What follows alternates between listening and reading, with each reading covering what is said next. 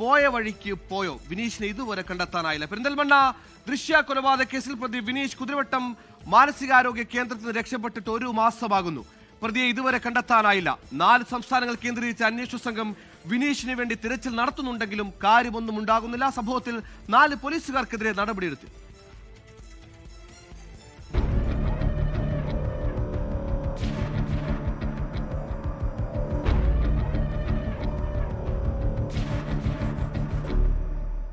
കഴിഞ്ഞ മാസം 29-നാണ് സെല്ലിലെ ശുചിമുറിയുടെ ചുമര് തുറന്ന വിനീഷ് രക്ഷപ്പെട്ടത്.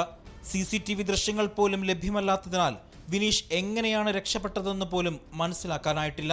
ലുക്കൌട്ട് നോട്ടീസ് പുറത്തിറക്കിയതിനെ തുടർന്ന് പലരും വിളിക്കുന്നുണ്ടായെങ്കിലും ഇതുവരെയും സൂചനയൊന്നും ലഭിച്ചിട്ടില്ല.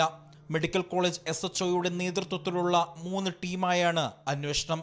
ഡൽഹി, കർണാടക, തമിഴ്നാട് എന്നീ സംസ്ഥാനങ്ങളിൽ അന്വേഷിച്ചുവെങ്കിലും ഫലമുണ്ടായില്ല. കഴിഞ്ഞ തവണ രക്ഷപ്പെട്ടപ്പോൾ കൂട്ടുകാരുമായി വിനീഷ് ബന്ധപ്പെട്ടിരുന്നു. എന്നാൽ ഇത്തവണ അത് ഉണ്ടായില്ല.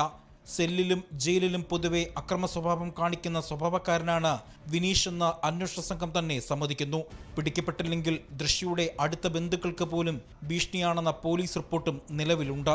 ദൃശ്യയുടെ അമ്മയും സഹോദരിയും താമസിക്കുന്ന സ്ഥലത്ത് പോലീസ് നിരീക്ഷണമുണ്ട്.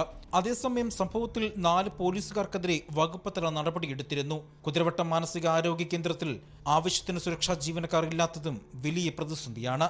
സുരക്ഷാ ജീവനക്കാരുടെ കുറവാണ് പ്രതി രക്ഷപ്പെടാൻ കാരണമെന്ന് കണ്ടെത്തിയിട്ടും ഇതുവരെയും ജീവനക്കാരുടെ എണ്ണം കൂട്ടാൻ നടപടിയില്ല. 24 കോഴിക്കോട്.